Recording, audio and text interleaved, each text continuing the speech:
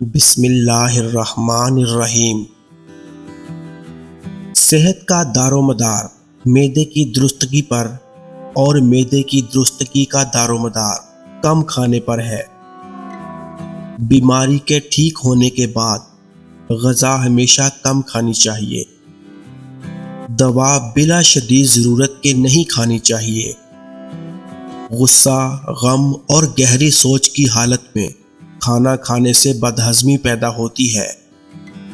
دو کھانوں کے درمیان کم سے کم 5 گھنٹے کا وقفہ ہونا ضروری ہے۔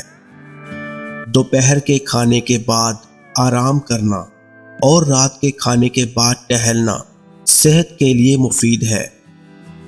مرغے کے ساتھ مولی، چاول کے ساتھ سرکہ، مولی کے ساتھ دہی اور مچھلی کے ساتھ دودھ کا استعمال نہیں کرنا چاہیے۔ لال مرچ کا زیادہ استعمال آنکھوں کو، معدے کو اور دماغ کو نقصان پہنچاتا ہے۔ پیشاب کو روکنے سے مثانے کی بیماریاں پیدا ہوتی ہیں۔ بیت الخلاء میں زیادہ دیر تک بیٹھنے سے دماغی امراض لاحق ہو جاتے ہیں۔ تازہ ہوا تندرستی کے لیے ضروری ہے۔ بغض و حسد اور رنج و غم جسم کو گھلا دیتے ہیں۔ روزانہ نہانا اور نہانے سے پہلے جسم پر سرسوں کے تیل کی مالش کرنا صحت کی کنجی ہے۔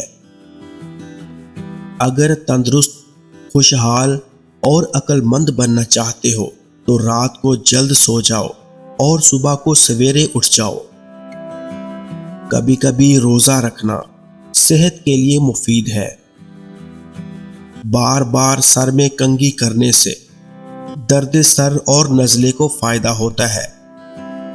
چاول سے زیادہ گھیوں میں، گھیوں سے زیادہ دودھ میں اور دودھ سے 12 گنا زیادہ طاقت گھی میں ہوتی ہے۔ کھانے کے دوران ہنسی خوشی کی باتیں کرنے سے کھانا جلد ہضم ہوتا ہے۔ کھانا کھانے کے فوراً بعد نہانا صحت کے لیے مضر ہے۔ گرم کھانا معدہ اور دانتوں کے لیے نقصان دہ ہے۔